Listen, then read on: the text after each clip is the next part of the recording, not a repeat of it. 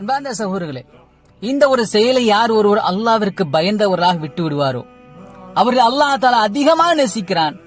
அந்த நேசத்தினுடைய வெளிப்பாடாக ரப்புல் ஆலமீன் அல்லாஹ் மறுமை நாளில் நிழலே இல்லாத அந்த நாளில் அல்லாஹ் அவர்களுக்கு நிழலை வழங்கி என்ன செய்கிறான், கண்ணியப்படுத்துகிறான். அது எதற்கு கீழே, தம்முடைய அரசிற்கு கீழே நிழலை வழங்கி என்ன செய்கிறான், கண்ணியப்படுத்துகிறான். எப்படி ஒரு செயல், ரஜுலுன் ஒரு மனிதன், தஅத்துஹு இம்ராத்துன் தாத்த மன்சிபின் வ ஜமாலின், அழகு நிறைந்த ஒரு பெண் விபச்சாரத்திற்காக தவறான விஷயத்திற்காக ஒரு ஆணை அழைப்பால் அந்த ஆண் அவர் சொல்லுவார், இன்னி அகாஃபுல்லாஹ், நிச்சயமா நான் அல்லாஹ்வுக்கு பயந்து கொள்கிறேன் என்று சொல்லுவார். இதைதான் இன்னைக்கு பார்க்கிறோம் சமூக வலைதளங்களில். ஒரு பெண் அழகை கொண்டு கேவலமான ஒரு நிலையில் ஒரு ஆணை அழைக்கக்கூடிய நிலையை பார்க்கிறோம். ஒரு ஆண் அழகை கொண்டு கேவலமான சில பாவனைகளை கொண்டு பெண்களை அழைக்கக்கூடிய நிலையை பார்க்கிறோம்.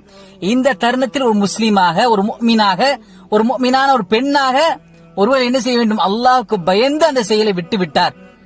இப்படிப்பட்ட சூழல் வந்தாலும் சரி, நான் இந்த பெண்ணுடைய அழைப்பை நான் பார்க்க மாட்டேன், ஒரு அருவருப்பான நிலையை நான் பார்க்க மாட்டேன்.